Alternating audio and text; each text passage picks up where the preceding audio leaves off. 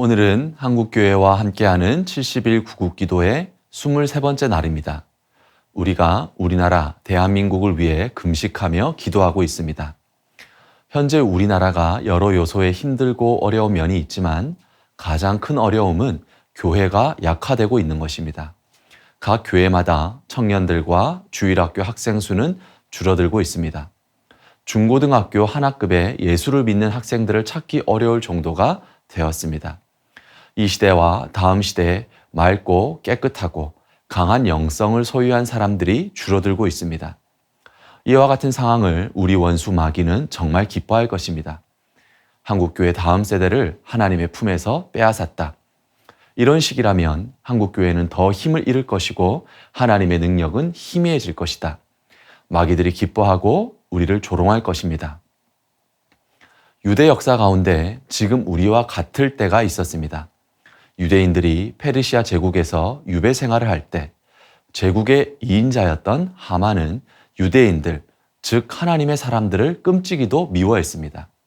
그래서 모르드게를 비롯한 페르시아 제국 전역에 유대인들을 몰살하고자 했습니다. 왕에게 유대인들의 말살을 요구하고 이에 아하수에르 왕은 허락합니다.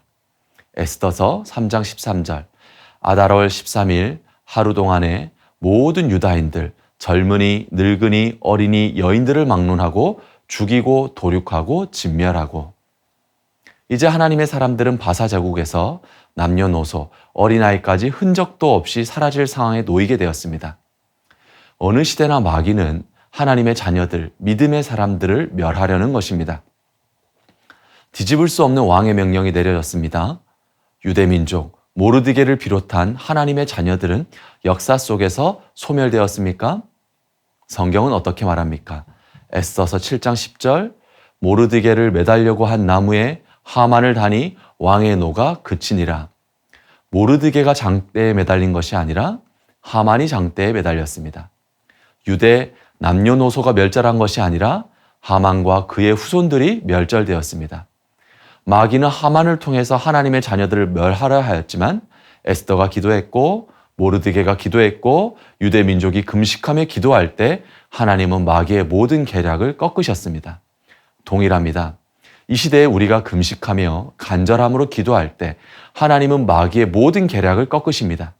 우리 자녀와 다음 세대가 마귀의 손 안에 있는 것이 아니라 하나님께 기도할 때 하나님의 능력의 손에 있게 하십니다. 그렇기에 우리는 마음을 다하고 뜻을 다하고 정성을 다해 마귀를 대적하고 나라와 민족을 위해 교회와 자녀들을 위해 기도해야 하는 것입니다. 다 함께 기도하겠습니다. 하나님 아버지, 어느 시대나 사단은 교활한 모습으로 우리의 믿음을 사그라들게 하고 하나님의 역사가 이 땅에 계속되지 못하게 합니다. 그러나 믿음의 사람들은 하나님을 신뢰하고 기도하였습니다. 끝까지 기도할 때 놀라운 하나님의 일하심을 경험했습니다. 이 시대의 사단의 공격이 참으로 강력합니다. 그러나 우리는 일하시는 여호와, 전쟁에 능하신 여호와, 우리와 자녀들을 구원하시고 푸른 초장과 실만한 물가로 인도하시는 여호와 하나님을 확신하며 간구합니다. 대한민국과 한국교회에 더 강력한 하나님의 역사가 있게 하옵소서. 우리의 모든 간구에 신실하게 응답하실 하나님을 찬양합니다. 예수님의 이름으로 기도드립니다. 아멘.